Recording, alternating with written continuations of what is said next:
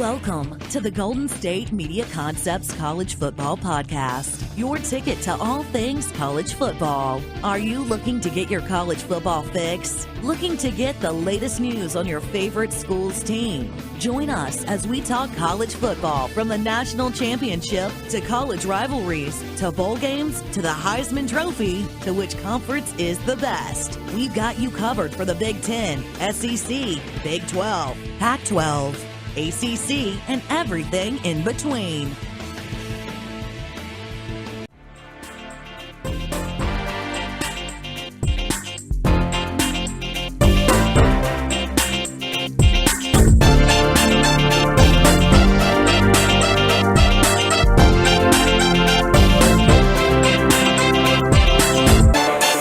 Welcome into the GSMC Football Podcast. This is the College Football Edition, and I'm your host, Tom Dougherty. On this episode of the GSMC Football Podcast, this is the College Edition, just to remind you, we will be talking about some spring football action as well as some more pre-draft information that's going to be going on around the college football world. As remember, the college football and the NFL do come together when it comes to draft day is the perfect meshing point, as we are going to be plucking the best and brightest from the college football world and implanting them into our NFL game. And we'll be doing that starting at the end of this month, April 26th, down in Dallas is the first game, our first day of first round. Remember now, they just do the first round on the first day now, extending it out as much as they can to get all that viewership down for ESPN and for NFL Network. But in the first segment, we're going to be talking about some stuff going on around spring football. We got some question marks for some of our favorite schools going on, and we'll be talking about some of the big names going to be going in draft day, some of how their college careers transpired. I know we went over some of the quarterbacks and some of the running backs on the previous show, but we're just going to also go over some of our perspection for the next season of college football, and obviously maybe a little recap from the previous episode of what we talked about with the draft. All right, so to get going, we have some headlines to go over at Auburn. Injuries are actually kind of setting in, not just at Auburn, though. I heard about some stuff over in Palo Alto at Stanford. I know there's some stuff going on in Michigan. We have some injuries, but Auburn definitely remaining a mystery this spring. We don't know what's going to be going on with Jared Stidham and the fact that he's going to be their starting quarterback or not. He's had surgery earlier this offseason on his shoulder. So this is going to be interesting to see, obviously, after losing Kerryon Johnson now to the draft, to see if they can come back and be that force they were last year when they they were definitely in the conversation for getting into the playoff. I actually kind of had them in the playoff. Alabama, they definitely were a better team and deserved to be in the playoff as well. As you could see, they took that and ran with it, winning the national title game. And then, but no, Auburn, definitely a team that I've watched on the SEC, probably one of my favorite teams on the SEC, but you got to be able to be healthy. I mean, you got to be able to get out of spring football healthy. I mean, it's got a long track, obviously, till we got to go to the season, but those Auburn championship hopes are probably going to be on hold for a little bit. We have to make sure that everybody is coming off of their surgeries, and we have two receivers, two linebacker, a defensive end, two centers dealing with injuries at Auburn. But yeah, some of these schools, they are pretty deep. They have 5, 6, 7 guys at each position, especially with walk-ons and such. But when you're in the SEC, a walk-on isn't really going to do much. I mean, they can do. I'm not going to say they're not going to do much for you, but the thing is, you'd rather obviously have one of your scholarship athletes that you recruited and that you brought in for that position. And college recruiting, we'll probably do a show coming up soon here about the recruiting. I know we had signing day. We had a lot of players go. I know I went to a high school that was had a big football program and had some highly touted prospects come out of it and go to big schools. I had one of our linemen went to Alabama. We had a quarterback go to Washington. We had another lineman go to Arizona. So, I mean, big name. We had a receiver go to Duke. A lot of big name schools. So it's good to have some insight on that, the way that recruiting works and how you kind of alternate every year between getting players. You want to have a junior and a freshman, or a sophomore and a senior at every position every year. So kind of have those alternating as how you go, is how you're recruiting. It's kind of like not everybody does it that way, but definitely a kind of the prototypical way you'll see a lot of recruiting done. So going through, obviously Auburn up there in the wake of their injuries, their chances for being in the top 10. They're going to be playing in the tough SEC. They have to go to, I believe, if they go to Georgia this year, they have to go to obviously they have to go to Alabama, go to Tuscaloosa to play the Crimson Tide this year, as they hosted them last year in the Iron Bowl. They're going to have to go on the road this year. So taking a look, also they had their pro day actually. Kerryon Johnson had his pro day. He ran a 4.54 40-yard dash on his second attempt, and for the Auburn Tigers running back, that's looking pretty good going into this draft. I mean, I definitely like Kerryon Johnson. Been talking about him a lot. Talked about him on Wednesday, and the fact that he could be kind of that guy that if you miss out on the Saquon Barkley sweepstakes, you can go and get a guy like Kerryon Johnson and maybe get the same kind of they can get the same kind of value out of him that you would see from Barkley. Maybe not the same big play explosiveness, but definitely a guy you can coach up and put it into your system as an NFL team.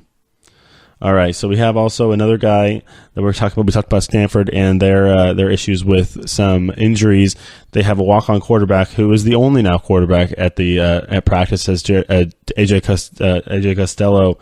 Costello is dealing with an injury as well, and also they have another freshman in Davis Mills who is dealing with an injury. And the thing is, Stanford is. Jack Richardson, now their redshirt sophomore, he's the walk-on quarterback. The Stanford, they have some interesting recruiting tactics as well. As obviously they have to make sure the players they take can meet the academic rigors that are required at Stanford, or that come to them at Stanford, and have the academic prowess to be able to overtake them, but also have the skill to succeed on the football field. Stanford has a history of winning. They have a history of having winning seasons. I mean, they have always, especially with David Shaw coaching, they definitely have had been up there in the rankings over the last year. Remember when they had Andrew Luck, they were in contention for a national title. But imagine seeing them going back to the top of the rankings there on the Pac-12. See if they can get they had a preseason rank. I think they were around like 12 or 13. If they can get up there, their defense usually is always pretty good as they draft those good linebackers. We've seen them go into the NFL, and obviously we have some linemen going to the NFL too, like Solomon Thomas, and then especially Trent Murphy, who has had a nice NFL career already so far. So get in there on Stanford. They've another team dealing with their injuries that is going on. I mean, Brian Burns, his eligibility is up. Killer Chris transferred to Tennessee, so Stanford definitely have some question marks going along throughout the spring football season. Look along throughout the NFL, college football world. We have Pittsburgh. I was marking them to be a team that can make some strides this off season, throughout this off season, and then in this season as they bring some nice recruits in this spring. Definitely have to be a team that is poised to get better. I mean, they're in a tough ACC. I mean, they have to deal with the Clemsons and the NC States and the teams that are going to be going down there, like UNC, who, I mean, this basketball schools, but I mean, we've seen UNC back when they had Mitchell Trubisky play some top football, and they are definitely can be poised to, with good coaching, to do some good some good things coming up in the fall. But no, Pitt Panthers, not been the sexiest team we've seen in the college football world, but they definitely want to play well. I mean, they got Pat Narduzzi now. He wasn't happy about missing a bowl game, but I mean, the fact that you can get some good recruits in there and then have a strong spring where you'll push push that hype into the next level and into the season coming up. I mean, if you want to look at their schedule, they have an interesting schedule this year. They go to North Carolina, they go to UCF, they go to Notre Dame. So those are their big, and they go to Miami as well. So those are their big road games coming up. They also get to host Georgia Tech. They get to host Penn State as well. As the big matchup coming up. It's going to be a big Pennsylvania rivalry going early in the season. That's only their second game. Is going to be September 8th. Penn State and Pitt in Pitt. So it's going to be interesting to see that one. They're going to host Georgia Tech, like I said. They're going to host Syracuse and Duke as they go through that, and also Virginia Tech is going to be coming to Pitt as well. So they're going through that ACC schedule. It's interesting, ACC. We want to talk about the ACC for a little bit here. What we just thought about Clemson is that Clemson has been that team that's kind of dominated through the ACC. They've been a number one team. They've won a national championship game in the last few years. So they're definitely going to be that team on the up and up. We have Miami probably number 2 there in the ACC, looking like it with Mark Richt getting that team in the right direction. Obviously, last year we saw all the hype with the turnover chain and with the stuff going on down there. I mean, they kind of fizzled out at going towards the end of the season as they were also in contention to get into that college football playoff if they had gotten a couple more wins. But this year, looking like it could be a year for Miami. Also looking like it could be a year for Pitt as they're coming down the pike with some good talent, and they have an interesting schedule playing those tough teams. Usually most of the tough teams are playing on at home, except they do have to go at the end of the season. It's going to be an interesting game to watch at the end of the season when they play down in Coral Gables, or actually it was going to be in Miami Gardens at the not too newly, but pretty newly refurbished it's called the Hard Rock Stadium now. That stadium's had so many names now. It's been Marlins. I mean, like it was just Sun Life Park. I mean, Marlins Stadium. I mean, I feel like if Dolphins Stadium. That stadium's just been every kind of name you could think of. But yeah, the Hurricanes also play there too. It's a nice. They actually renovated it pretty nicely down there in Florida. So that's going through Pitt. In their score and their upcoming schedules. If we want to shift over back to the SEC, we have Will Muschamp, the new coach now at South Carolina. I mean, I think he's starting his second season there, now third season replacing Steve Spurrier, a legendary coach, Steve Spurrier. So, I mean, they definitely had their spring game. And their offense is looking pretty good. And I mean, they're going to be expressing. They're trying to go efficient offense. They've been a good defensive team, obviously known for the team that sprouted Jay Davion Clowney, and they haven't had much of a offensive to show for other than what they can do off of their defense, whatever sets them up for. But they're going to have a couple quarterbacks coming in. They got Jake Bentley and their backup Michael Skarnakia, and they play each other in that spring game. So it's going to be interesting to see how they come out of that the spring season, looking like they are looking pretty good. All right, so we're wrapping up this first segment. We're going to go over some more stuff. We have some headlines to talk about. We have a linebacker going to Texas. A big top prospect committing to Texas now late, as we have some news coming out of the down in Texas out of the Big 12. Texas has continued. I mean, Tom Herman, that's their new. This is coming into his second year. Tom Herman's been known as that big recruiter after Charlie Strong's quick tenure.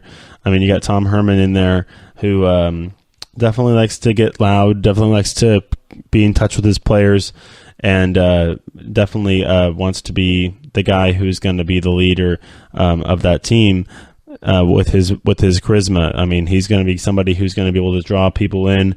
I mean, there was this kid, his name is DeGabriel Floyd. He landed him the number 24th overall prospect in the 2019 class. So that's going to be next year. So that means he's a junior coming into high school. I mean, imagine that. Imagine being a junior in high school and already knowing you're going to Texas. I mean, That's going to be interesting. I mean, this guy's out of Westlake Village, California. He was also a top prospect for USC. He was looking at Florida State, Florida, Auburn, and Texas A&M. So, I mean, he picked the Longhorns, and he's trying to go get that team back to where they were, back to the promised land down there for the Burnt Orange in Austin. So, some more stuff to talk about. Next event, we have a little bit of a public interest thing regarding Nick Saben. Nick Saben, obviously we have the Masters going on right now, but he's talking with Justin Thomas, and Justin Thomas, I believe, who went to Alabama. That would only make sense. And about how some golf and football can go hand in hand. And we'll talk about that when we get back.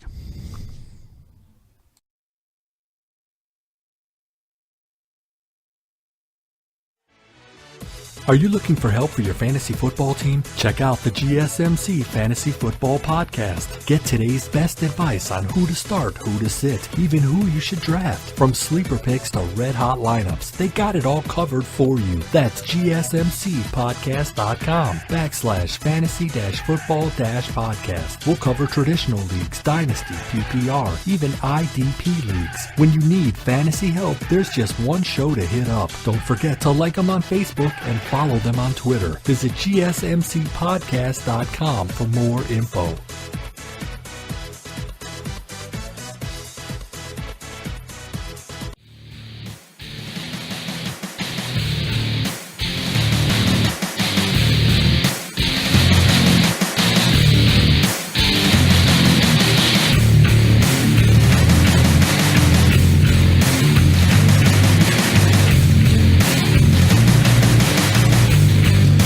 All right, welcome back to the GSMC Football Podcast. This is the College Football Edition. Last segment, we talked a little bit about some stuff going around spring football, some injuries, some insights to specific teams. We talked about the Pitt Panthers in the ACC a little bit, and how they can be maybe a little dark horse team looking up and up at the ACC. I mean, there's only a couple teams in there that. The ACC is a little volatile. So, I mean, we talked about that, how just Clemson's been kind of dominating it. We got Miami kind of getting up there and trying to be competitive, obviously, with Mark Richt.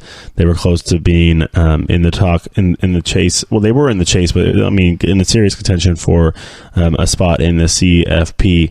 We're going to shift over to the SEC. I was talking about, like, maybe a little human interest story I saw a couple days, or this morning actually, and last night they had a special with ESPN. Now we have the Masters going on, but Justin Thomas, if people don't know, the golfer champion, PGA Player of the Year last year, Justin Thomas was down visiting with our favorite coach at Alabama, Nick Saben. And of course, Justin Thomas, I mean, yes, he did go to Alabama. And Nick Saben and him are pretty good friends. And it was interesting to see how they can talk about football and golf and kind of make their comparisons. And the fact that these are two guys who are champions in their own right. And how Nick Saben, I mean, Justin Thomas was talking about how Nick Saben was getting ready for a game against LSU back when he was back before he even was a freshman in 2010. Getting ready for a game against LSU back when LSU was actually pretty good. Well, they're all right. They're right. But they were back when LSU was like top 10. And they're going to get ready for a game against them down in Tuscaloosa. And Justin Thomas was coming in on a recruiting trip. I mean, it looked like Nick Saben was kind of recruiting for golf too, I guess, there at that point, because he allowed Justin Thomas and looked like probably his family was with him to come in to his office, and they talked for seemingly 45 minutes. What if Justin was saying was true, or not, maybe a little bit exaggeration, but you could imagine that would maybe be a little calming for Nick as he goes into his games. I mean, he's always football for Nick Saben. And it's nice to have a little break, maybe, to talk some golf with a guy now who, I mean, he probably knew he was going to be a big golfer then in 2010 before he played in college. But Justin Thomas is a pretty talented golfer, and you could like his chances this weekend at Augusta. But getting back to Nick Saben, I mean, he's a guy who's just been a stalwart on the coaching ranks. I mean, he tried his hand at the NFL. Didn't really work out too well, but he's obviously back at Alabama, and he's going to be there for. I mean, what do you think? Nick Saban probably should be. How long should he stick around at Alabama? I mean, I think he should stick around for as long as he possibly can, health wise. I mean, he's just such a good coach. I mean, you see him over there just on the sidelines, ranting and raving and throwing his headset and throwing tantrums. But I mean, that's all passion. It's all encompassed in something that he needs to do to be the coach that he is. I mean, obviously, last year, winning the national championship on the final play, you could see he probably even had some nerves going into that one because of the just the gravity of the moment. Obviously, he was being outcoached, probably maybe a little bit by his pupil in Kirby Smart, a guy who was literally his defensive coordinator the year before in his first season with Georgia. But no, Nick Saban didn't waver. He switched quarterbacks, put in Tua, and Tua got him to the play that they needed, obviously, even after taking the sack on the last play before he dropping that dime on the last play to win the game. We talked about it a little bit on Wednesday. But no, yeah, getting back to the story, I just like seeing stuff like that. I like seeing when there's a crossover in sports. Obviously, there's a big tournament going on this weekend in the golf, and then in college football, we have spring football going on. Nothing too exciting, only the real dark. I mean, I do it because we love doing it here at the GSMC Football Podcast, the college football edition here. We love talking college football. We love bringing you your news for all you fans out there wondering about the latest, what's going on your favorite team on their spring practice, and if there's any worrying injuries or anything to worry about regarding your favorite player or your favorite team. But Nick Saban, he's out there. He's going to be dealing with spring practice just like everybody else, and we talked about a lot on Wednesday, the fact that he has an interesting little decision to make, and when it comes to his quarterback decision, it's going to be interesting seeing how he decides whether he's going to let Jalen Hurts finish out his senior season, or he's going to just start Tua and let Tua take the keys to the car in the beginning of his sophomore season, coming off that win against Auburn. Against Georgia. Auburn. They actually didn't beat Auburn, right? Yeah, Auburn beat them. But no. It's just, I like it. I like seeing that kind of stuff, and just interesting. I mean, we also have stuff like Jim Harbaugh riding around in his car. I mean, obviously he's riding around having a bunch of fun at their own spring practice. You got to love Jim Harbaugh. As we shift over to the Big Ten to Michigan, I haven't talked about him too much, but I definitely know a lot about Jim Harbaugh when he was being here in California. He's the guy who was obviously the one to get the 49ers back on track and get them some success when he was their coach. Then obviously some little issues with the front office leading to his departure back to college football after he was getting a lot of success in Stanford. I mean, remember, he was started at San Diego State, went to Stanford, now he's in Michigan. Has yet to find that quarterback, though. Needs to find a quarterback. Has yet to find a quarterback that's going to get him where he wants to go. And it's just going to be interesting seeing he's been focused on that. They've been focused on that defense. But it's going to be interesting to see how they kind of develop this year. Michigan not quite ready to be probably up there this season. We didn't see them in our preseason rankings that we did on Wednesday. But yeah, no, it's just interesting seeing the looseness of Jim Harbaugh when he probably, I wouldn't say he's under so much pressure at Michigan. I mean, he is their darling. They love him up there being their ex-quarterback. But I mean, he probably needs to start getting some more wins and probably start getting some more into some better bowl games. Because, I mean, I'm not going to say his time is running out. He's on a long contract. They're paying him a lot of money. They probably don't want to have to do any buyouts or anything like that, like Texas A&M did, but for Kevin Sumlin. But, yeah, for a guy who was known as the quarterback whisperer to not have a quarterback quite yet to call your own, it's interesting to see that we don't have that yet from the Wolverines or from Mr. Harbaugh, Coach Harbaugh up there quite yet. Well, maybe we will. I mean, it's all in recruiting. It's a little different recruiting up there in the north. You got to get a guy who's going to be able to throw in that cold weather, be able to play in the cold weather. Maybe go for more of a ground game attack, but we still obviously haven't seen a big running back come out of there either. All right. So now we're going to go over some spring games that's going over this weekend. As we've come through this segment to we still got a little more time in this segment. We can go over some spring games, probably carry over to the next segment as well. But this weekend we're going to have on, I believe I think everything's on Saturday, either Saturday or Sunday. We're going to have a lot of inter-roster scrimmages. I know in the Big Ten, we're going to have Purdue is going to be going. Then down in the ACC, we're going to have NC State. That's going to be on the ACC network. All these games are pretty much televised. The big games are televised on it seems like every conference has their own network now. TCU is going to have their spring game. Arkansas Razorbacks are having a spring game. The SEC network storyline to watch there. I mean, Brett Bielema, he's not old school. You got to watch that, and he wasn't great on offense. He was old school on offense, and that's probably why he got fired. But now you got Chad Morris in there. He's going to have some growing pains, but he's going to have to bring Arkansas into the 21st century regarding their offense and trying to get some more vertical game into their offense regarding passing. So you got to be able to keep an eye on that quarterback battle, as they definitely have an interesting little duo of Cole Kelly. He's a big quarterback. He's 6'7", but I mean, it's just going to be interesting. He looks the favorite. Looks like the favorite there. Ole Miss sticking in the SEC. Ole Miss has a spring game going. They're going to be on ESPNU. Auburn also is going to have one. They're going to be on the SEC network as well. They're going to be a lot. All those 1,000-yard rushers under Gus Malzahn. I mean, Cam goes on. Will Cam Martin be the guy who is going to be returning to get to that 1,000-yard mark? You had Kerryon Johnson, you had Cameron Petway, Trey Mason, who's now we've seen move on to the next level, and then there's obviously some fresh faces as we have a couple other guys. But I mean, Jared Stidham, he's obviously still hurt, so he's not going to play too much, if at all.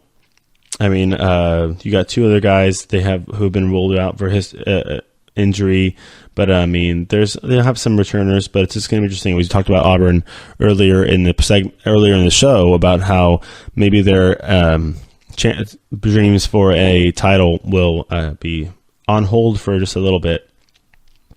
Later, we're going to have Michigan State is going to have a spring game, a scrimmage. It's going to be the green and white scrimmage up in East Lansing. That's going to be on the Big Ten network. MSU, you never count them out with their head coach, with Mr. D'Antoni. You got to like that. D'Antonio. D'Antoni is the coach of the Houston Rockets. Coach D'Antonio, I mean, coming off of that little bit of a scandal going on there, not a little bit, but a big scandal going on there, but looks like that kind of got, I don't want to say it got blown over, but it's just, I don't know why nobody's really talking about it anymore. I'm bringing it up because I just remember what kind of a big story it was when it was going on. But it's spring football. People are talking about stuff on the field. All right, so that's pretty much that's our slate of spring games going on this weekend. So we have some SEC, we have some ACC, Big Ten, and Big 12 all going on. As you saw, that SEC is the TCU is that Big 12 team going on there. So just that's what we're talking about as we're coming to the end of this season, at the end of this segment. Some spring football games. I mean, we have to think about it. We have think about how we're going to have to pick out some teams that we might not think about as a favorite for or a team that could do some things this season. I think I've been hearing rumblings that West Virginia are going to have this transcendent offense. I mean, we always like to see the big schools do well, but we also like to see some schools that maybe are having a little bit of a renaissance. West Virginia has definitely had success in the past, but they got to get back into that winning ways, and they have to do it through their offense. It looks like that it looks like it could do so, because I mean, that's what you need to do in that conference. I mean, they could have one of the top offense in that league in all of college football, with Dana Holgorsen going to going to West Virginia. I mean, he's hopefully making that. I mean, they're going to have Will Greer coming back from quarterback. He's a great playmaker. I mean, he's going to have that ability to throw and run pretty much from wherever he needs to go on the field. He's going to have that kind of as we're having all those big names like Sam Darnold, Josh Rosen, Baker Mayfield, Mason Rudolph, Lamar Jackson leaving. Greer has definitely risen to the top tier of quarterbacks in college football. So we'll see what he can do, and if he can get the West Virginia Mountaineers into the spot he wants them, they need to be with that top offense, like they're being stated. It's just going to be a tough trek though, because that conference looks a little tough out there. So that's going to end our second segment. In the next segment, we're probably going to go over some more stuff regarding these big stories that are coming out. We could talk about LeBron and Alabama. We could talk about projections in the Big 12 regarding FPI. We could talk about just all this kind of stuff as Clemson again comes out as a clear favorite. So there's lots of things to talk about regarding another thing. Look, there's finally a story about the MSU players. I had that buried in my list of things to talk about. I knew I was going to find it. I knew I saw something about it. But no, yeah, we're going to talk about that too coming up. So stay tuned, and we'll get back to you in just a moment.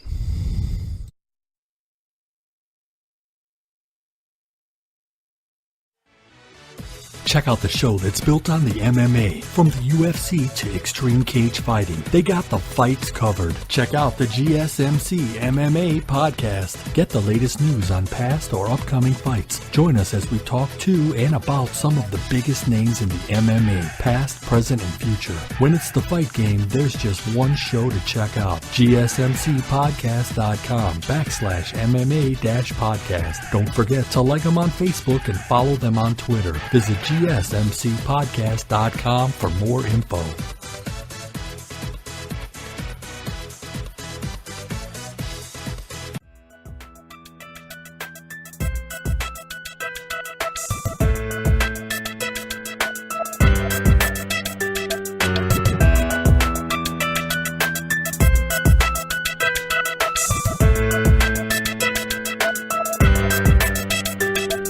All right, we are back with our college football edition of the GSMC Football Podcast. We talked a lot about spring football in this episode, and we're going to talk some more about it because we talked enough about the draft. I mean, we obviously can talk more and more about the draft and the big names coming out of it. We talked about some quarterbacks and some running backs last episode. On the defensive end, obviously, we got Bradley Chubb. We have Minkah Fitzpatrick looking like they're going to be top 10 players. Regarding linemen, we have Quentin Nelson from Notre Dame that's going to be a top 10 player. So we're going to wait till draft day. I mean, it's just going to be interesting to see how these things are going to shake out. We kind of don't really know. Everybody's kind of keeping their cards close to the vest, which is exactly what NFL teams should be doing anyways. So these guys, these players are kind of have to just wait and wait and wait. We did have a release saying that we're going to have pretty much everybody, but I think Baker Mayfield, I think they're going to have 25 players coming to the draft. There's definitely going to be Sam Darnold, Josh Rosen's going to be there, Lamar Jackson's going to be there. I didn't see Baker's name on there, so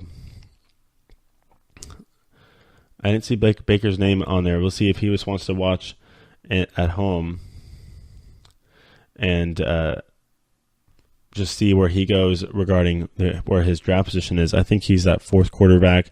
I think somewhere like the Cardinals, maybe you should trade up and grab him. Everywhere else, I don't see the fit. I don't see the fit really in a cold weather stadium. Does he have the ability to drive the ball? I like a tall, bigger quarterback in a cold weather stadium, whether it's Buffalo, New York, the Jets. I mean, all those stadiums, they're all outside. Even Denver. I mean, Denver, yeah, you have the altitude, but I just don't understand why everybody's just like, oh, Baker Mayfield can go anywhere. He's going to play He's going to play wherever he can play, wherever he has the ability to do it, wherever he wants. I mean, it's just, I don't understand what's going on here. So, yeah, I think that it's going to be more of a bigger quarterback going first. Baker probably, we'll see. Baker might even drop. You never know. You never know what's going to happen with him. So, you never know what's going to happen in the draft. We could see some trades. We could see things. Patriots have gotten 2 picks up in the draft. So, I mean, do they want to trade for, they want to use this pick to trade for Odell Beckham, or they want to use them on some good college players? Because, I mean, I feel like every year the draft just gets deeper and deeper and deeper. I just don't, it never ceases to amaze. I mean, this year we have all these quarterbacks and all these running backs. They're going to go along through the draft. We got Calvin Ridley coming out as a receiver. We got some good defensive players. I mean, all these guys, even those dark horse guys that we've never heard of, those NFL teams know where they are. They know how to find them. They know where to get them, and they know how to make them better. And they know how they're going to fit in their team. So this is going to be interesting. All right. So some more news on the college football world. We're going to go Big Ten. There is a report saying that Nick Saben wants to be the highest now is going to be the highest paid coach in the Big Ten. Not Nick Saben, sorry, Urban Meyer. Nick Saben. Wow, we were talking too much about Nick Saben. That's why he's in my head. No, but Urban Meyer will now be the highest paid coach in the Big Ten. Got a new deal from Ohio State. I mean, they will vote on Friday for the contract extension. They're voting today for the contract extension for Urban Meyer, expected to go through. He'd earn $7.6 million in 2018, and then we'll continue on. I believe that proposed said that would raise his salary by 1.2 in 2017. So he didn't make a lot of money last year, but that's just going to get me on my soapbox regarding paying players. I just don't understand when we have a system that it has already had a track record of watering down classes. We already had the paper scandal at UNC. Who knows? I can only imagine that's the only school that really got caught, or they even bothered looking. That probably happens everywhere. We have tutors. We have all these different things. I mean, obviously, we have these students at other schools like Stanford or bigger schools like Notre Dame that probably, we could only imagine there's something really been no concrete reporting it's more like it's kind of an educated guess on regarding what school does what.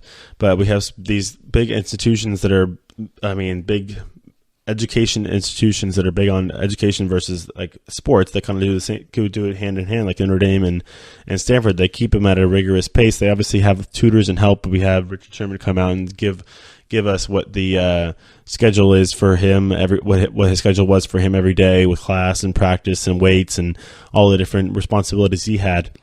And all to do it for free, or, you call it for free, but yeah, the Stanford education is nice, but you're not going to go, he's going to go to the NFL.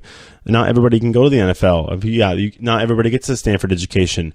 You have these players, they're going to UNC or Ohio State or something. They're majoring in general studies just because they're going to be playing football. Not everybody's a Stanford graduate. Not everybody's going to go to have that Notre Dame degree on there. Some of these guys don't even finish their degrees. What is this? It's just interesting how we can't afford to pay anybody. They make so much money. They're just trying to find ways to spend it. I've seen the tours of the Alabama locker room and the Alabama facility. It's so ridiculous. It's lavish. It's like a 5-star hotel in there. They got pools and jets and shooting everywhere, all over the place, plus chairs and everything. Yes, they have these studies. I've study halls and things for these players. I've been to the Oregon campus where they have a building, that beautiful building that's only for athletes. It's a study hall just for athletes, but is that really, you're calling it, you're going to create that into currency?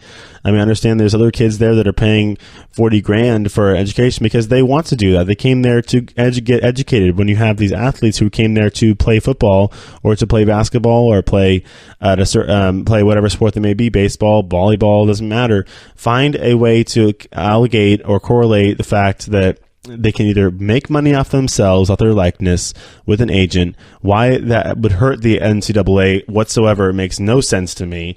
I mean, how would that hurt the NCAA if a kid just goes down and gets paid for an autograph or something like that, or paid for an appearance, or has an agent and is able to get a sponsorship? I mean, does that really infringe on the NCAA's money-making abilities? No, it doesn't.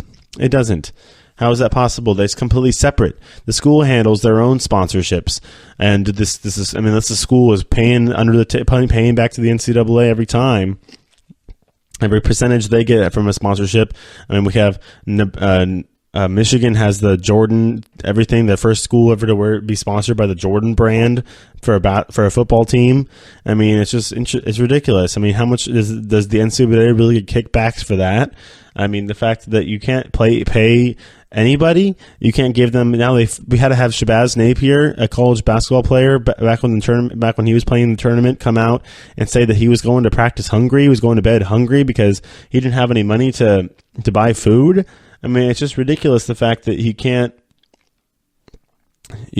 find a way to get some sort of compensation for these kids other than a watered down education, because we know they're not like a normal student. You're not getting a valued high end education when you're a Division I athlete. It's impossible. You're too busy. They almost make your education that you're supposed to be your payment your second priority. Your first priority is to stay healthy and to get wins and to be popular and to boost the profile of that program. I mean, we've had coaches come out and say they don't think the players should be paid. We've had coaches come out who probably have bigger backbones and say that coaches should be paid. I mean, players should be paid. I mean, it's ridiculous. We have these coaches, like I said, Urban Meyer just got $1.5 million raise. Why does Urban Meyer need $1.5 million raise? Really? Urban Meyer needs $1.5 million raise? Are you serious? I mean, it's just ridiculous.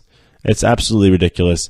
Why can't we spend $1.2 million on your players, or on your kids, or on their families? Help them out a little bit. What if these players have families? What if these players who are going to practice every day, have games on Sunday, have kids? I mean, some of these guys are 23, 24, 25-year-old guys that could clearly be married or have families. They can't work.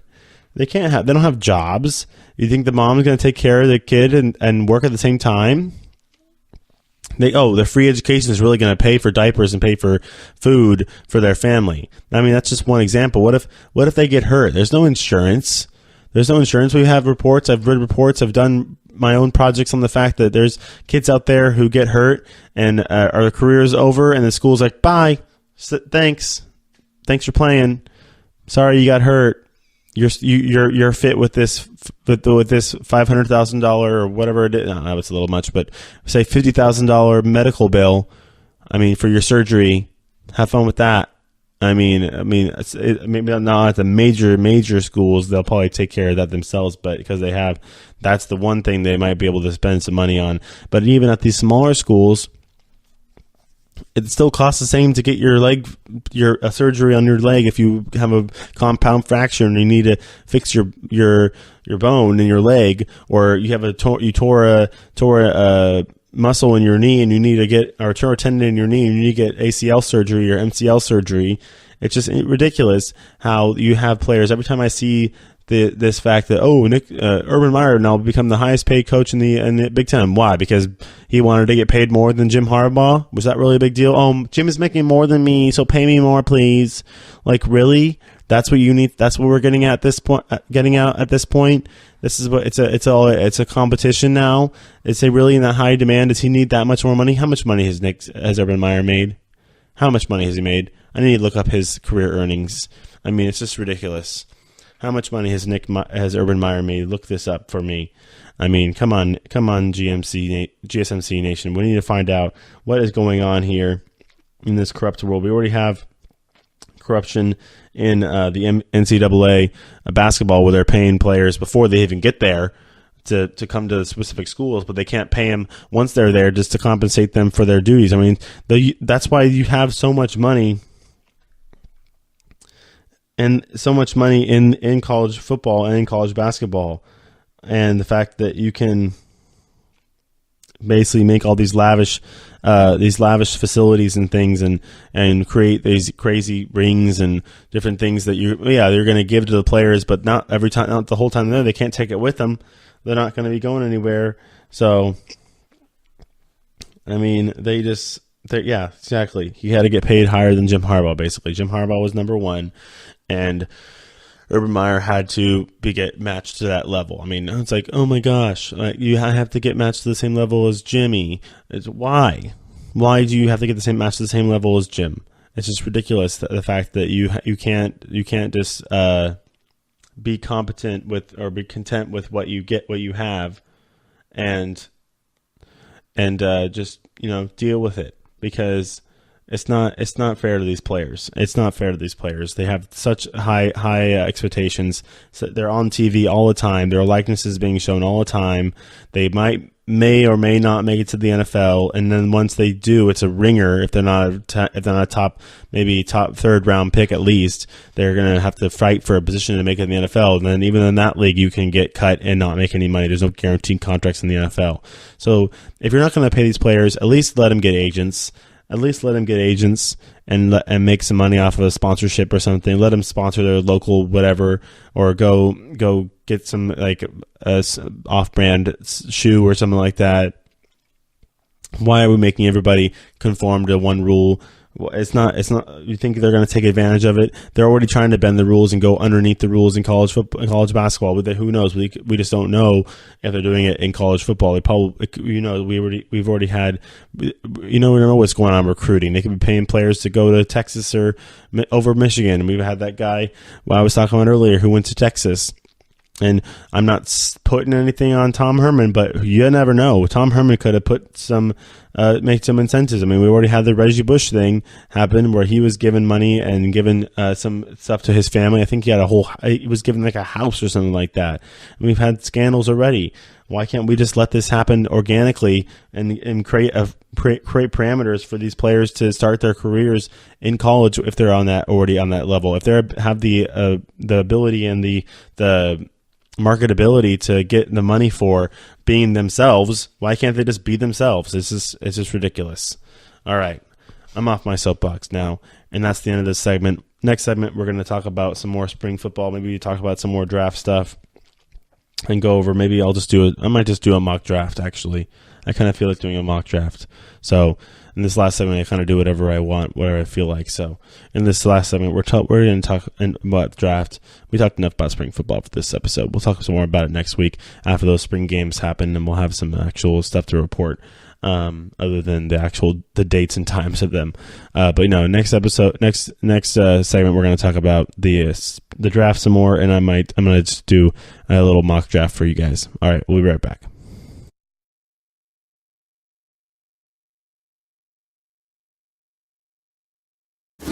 Check out the show built around the women of MMA. From the UFC to the extreme cage fighting, we got the fights covered. Listen. It's the Golden State Media Concepts Women's MMA Podcast. The latest news of upcoming fights, discussions of previous matches. Join us as we talk to and about the biggest names in women's mixed martial arts, past, present, and future. When it's the women's fight game, you know where to listen to. The Golden State Media Concepts Women's MMA.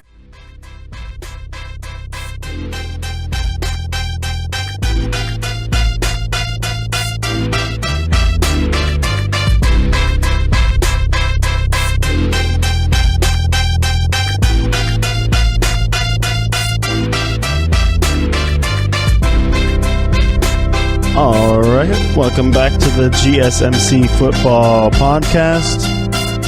This is the college football edition of the GSMC Football Podcast, the new college football edition, as we'll be talking all things college football and beyond, all of your favorite conferences: ACC, SEC, Pac-12, Big Ten, the American, Big Ten, Big 12. I was trying to say them all in order, but I was thinking that the American kind of gets left out sometimes. We got some good schools in the American. But all right, so we got some interesting things to talk about here. regarding the draft. I did go over kind of my quarterbacks and my running backs last episode on Wednesday. Now we're kind of just going to do your run-of-the-mill mock draft, nice and complete.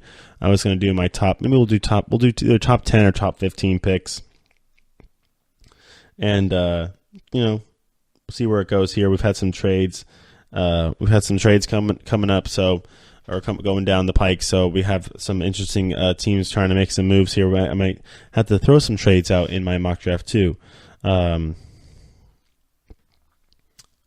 Browns, you're taking Sam Darnold. I've preached it all week long. Sam Darnold. Whether you put him behind Tyrod for a year or you start him right out of the gates, or if Tyrod doesn't do that well, you put him behind Tyrod to begin with for maybe a few start the season, and then just see what Tyrod does. Maybe Tyrod will boost. Maybe Tyrod will be pushed by Sam Darnold just being behind him and play better. You never know. I mean, they have some weapons now. They got some stuff on the outside. They got. We'll find out later in the draft what I think their defense is going to look like. But please take Sam Darnold. I mean, it's just ridiculous. That's what I think they'll do. It's what I want them to do. So actually, we're going to do that too. We're going to do what I want them to do, and then we're going to do what I think they're going to do. So those ones are going to match up. Some teams aren't going to match up actually. Like this next pick, the Giants. I want them to pick Josh Rosen because they need a quarterback. I've talked about it before. Giants, pick Josh Rosen because you need a quarterback. Because your quarterback's 37 years old, and he's still going to play. Obviously, he's still going to play. He's going to be right there in the starting lineup. But you're going to have Josh Rosen right behind because he is a good young quarterback with all the skills, and you can have Eli Manning teach him and tutelage him and give him some direction, and he's going to fit right into New York. I just don't understand why he wouldn't fit there. All right. But what they will pick probably, and also wouldn't be a bad pick, is Bradley Chubb. So Bradley Chubb to the Giants, I think that's going to be where he's going to go. So that one doesn't match up, but Bradley Chubb to the Giants. And then the Jets are picking third. They'll probably get Josh Rosen. If the Giants don't pick Josh Rosen, they'll have Josh Rosen, and I'll like that. I'll stick with that one. Well, actually, technically, if on my board, my want board, Josh Rosen is off the board actually. So we'll put Josh Allen there as my pick. I want the Jets because I want the Giants to get Josh Rosen. So then I would have to want the Jets to get Josh Allen. So there you go. But they probably will pick Josh Rosen because Bradley Chubb will get picked second and go to New York and play for the Giants. It's interesting seeing that you don't really see that often. The two New York teams drafting boom, second and third. I mean, obviously the Jets did trade up, but the Giants, after coming off this season, that's where they ended up, that second pick in the draft. Then so at 4, that means Minka Fitzpatrick is likely going to go at 4. I want them to get Bradley Chubb. That's what I would want, but Bradley Chubb is probably going to get up to the second pick. So Bradley Chubb is going to be gone. So Minka at 4 to the Browns. Then the interesting pick, number 5. This is really interesting. I don't know what John Elway was going to do. I'd want them to get Josh Allen, but yeah, I don't know. The Josh Allen could go up further in the draft or drop back to the Jets. I'd want them to get Josh Allen because that'd be an interesting his arm in the Mile High City. Or they're just going to stay away from a quarterback. Saquon Barkley could go to the Broncos. They haven't really gotten the running back. They got Devontae Booker from for the last few years, and obviously they're running with with the C.J. Anderson as well. So another young running back there, but Barkley's a logical choice. I mean, he could go there if somebody trades up. Maybe I think if you're the Broncos and you see that Josh Rosen has been picked already, and so is Sam Darnold, and if you don't really like Josh Allen or Baker Mayfield, maybe trade back. Maybe see if the Bills or the Cardinals want your pick. try and get some more picks for that, because if the Bills or Cardinals want your pick, you can just trade back a little bit. And actually, I'm going to call it right now. 5th pick gets traded. Bills are trading to the 5th pick to get Josh Allen right there, or to get to get Josh Allen right there. That's what I think that will happen. I don't want that to happen necessarily, but the Bills trading up with the Broncos to get Josh Allen right there at 5. Then sitting at 6 right now are the Colts. That's where the Jets were. The Colts, honestly, they need protection for Andrew Luck, so I would stay there at 6. Don't mess with it. You don't need any. You fleeced the Jets already and got a bunch of picks from them, so don't worry about that. I would stay at 6 and get Quentin Nelson from the Notre Dame Fighting Irish. I mean, that's what I want. That's what they'll do, I think, right there at 6. And then Tampa Bay is going to be at 7, looking like Denzel Ward is the guy they've been looking at, the guy they like. They already have a quarterback. They need to shore up that defense a little better, the cornerback from Ohio State. So it looks like Denzel Ward is going to be their pick. Kind of hope he dropped a little bit further to my undisclosed team that I am a fan of, but no homers on this show. We're completely impartial here. My undisclosed team. I wish Denzel Ward dropped to them, but it's all right. Then the Bears. The Bears left. So that's the thing is, this draft is really deep on defense. We have a lot of different defensive backs to pick from. Obviously, I haven't said Baker Mayfield's name yet, and I haven't said Mr. Jackson's name yet, Lamar Jackson. So we can also see a trade there. We could see a trade at 8 or 9. Because the Niners don't really need to pick at 9. They could trade back. They wanted Denzel Ward. I know that they wanted Denzel Ward. So did the Raiders want Denzel Ward too. So I mean, it's interesting to see where he's going to go. But the Bears right there. You can if you want a linebacker, you can do Tremaine Edmonds from Virginia Tech or Roquan Smith from Georgia. I like Roquan Smith. Watched him in the national championship game. He's a really good player. But then I can also see them trading back with the Cardinals. Then the Cardinals take their pick to get Baker Mayfield. So it's just interesting. You already saw the Buffalo Bills trade up once to get to 12. I think they're going to go up again. A lot of these mock drafts that I've been seeing have Baker going to the Bills, but I don't know. I don't see how Baker could go to the Bills, because that's just dangerous right there, having a guy like Baker Mayfield up in the snow. I mean, have fun running around the snow, Baker. So just going to go from there. Niners.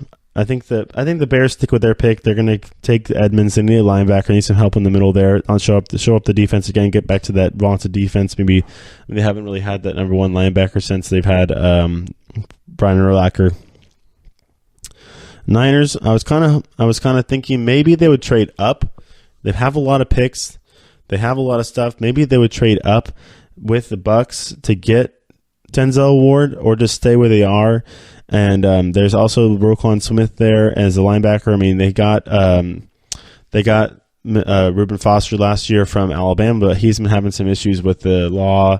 We'll see what happens with his legal process. The Niners are going to do there. And then regarding his future, if he does stay in the NFL, he might be suspended. That remains to be seen. So that's the process going on still now. At 10 is the Raiders. Raiders also see them moving that pick back, maybe giving the Cardinals that pick so they can get Baker Mayfield if they think the Bills are going to stick at 12 and take Baker there. So I mean, we still have a lot of things to talk about regarding the trades. So there's a lot of stuff going on regarding trades just with these quarterbacks to see who's going to pick where. And the Niners, they were able to trade back one spot last year from 2 to 3 and get a bunch of picks from the Bears so they could get Mitchell Trubisky. Even though the Niners weren't going to pick Mitchell Trubisky, but they could have traded that pick to anybody who were going to get Mitchell Trubisky. So the Bears happened to be the team that they gave them the best offer to get that quarterback. So it could be the same kind of deal going on here, where you have the Raiders sitting at 10 or even the Dolphins at 11 that want with the Bills sitting behind there. If the Bills don't move up, if they stay at 12, the Cardinals might have to make a move and decide, okay, do we like Baker that much? Do we want to move and jump in front of the Bills right now and grab Baker Mayfield? All right, we'll jump down to 13 now. There's still a lot of stuff going on regarding quarterbacks, and we have Josh Allen kind of still out there. I did say maybe he could go to the Jets, but that's only if Josh Rosen goes to the Giants, which I don't think there's a lot of experts have been saying that he's not. I've heard all this stuff saying he's not, but they're going to just stick with the Bradley Chubb pick, or maybe even Saquon Barkley. I still have Josh Rosen going to the Giants, which means Jake Allen going to the Jets, probably, or even Baker, which means we could see a lot of quarterbacks going up front. I've also seen draft boards where they're all sprinkled kind of throughout the first 15 picks, where the Cardinals just kind of sit back at 15 and wait for either Baker or Josh Allen to come to them. But, you never know on draft day. If you see a lot of movement, a lot of volatility, you might have to see a trade going down for a team to move up and grab a quarterback. So that's what teams like to do. They like to leverage their picks, like to turn high picks, or first round picks into more picks, like we've seen the Patriots do in the past. Now they've actually kind of turned Brandon Cooks into more picks in the first round. Whether they're going to take a quarterback, I think it might be they're looking at the quarterback Rudolph from where they went to 23. The Patriots did. Yeah, they're looking at. They might be looking at another quarterback there. They have to draft one eventually. Tom Brady isn't going to be their quarterback forever, and they traded away Jimmy Garoppolo. So the Patriots got some interesting decisions to make too. I think the two big movers in this draft are going to be either the Bills and the Cardinals. Probably not both. It'll probably be one or the other. Whoever moves first, whoever gets the better deal first, is going to probably jump up and get their quarterback they want, whether they want Josh Allen or they want Baker Mayfield, and then Lamar Jackson might be dropping deeper in that draft and getting to go somewhere maybe like New Orleans. The thing is, drafting back in the draft isn't the worst thing in the world, so you got to think about it like that. If you're Lamar Jackson, if you drop back in the draft, you might be going to a better franchise anyways. You can't. If you're Sam Darnold, you can't be too excited to be. Think it being talked about as being that Browns first pick, because that means going to Cleveland. But if you can think about it in a positive way, like Sam Darnold, I'm sure he does. As that good kid he is, he already probably thinks that, you know what, I can make this team better, and I can be the change that Cleveland needs. So why not think about it like that? All right, so that's going to conclude our show here today. We did talk a lot about spring football. We talked about a little bit about Nick Saben and his different interests and how good of a coach he is and how cool of a guy he can be, but also he's pretty intense. And then we also talked about the draft, and I kind of gave my little quasi mock draft as we kind of went through these first few picks in the draft, and then maybe talked about some trades too that's going to happen. So I'm going to sign off for now. I'll be back next Monday for another college football edition, or this coming Monday next week for another college football edition of the GSMC football podcast. Until then, enjoy your weekend and enjoy some spring football games. See ya. You've been listening to the Golden State Media Concepts Football Podcast, part of the Golden State Media Concepts Podcast Network. You can find this show and others like it at www.gsmcpodcast.com. Download our podcast on iTunes, Stitcher, SoundCloud, and Google Play. Just type in GSMC to find all the shows from the Golden State Media Concepts Podcast Network, from movies to music, from sports to entertainment, and even weird news. You can also follow us on Twitter and on Facebook. Thank you, and we hope you have enjoyed today's program.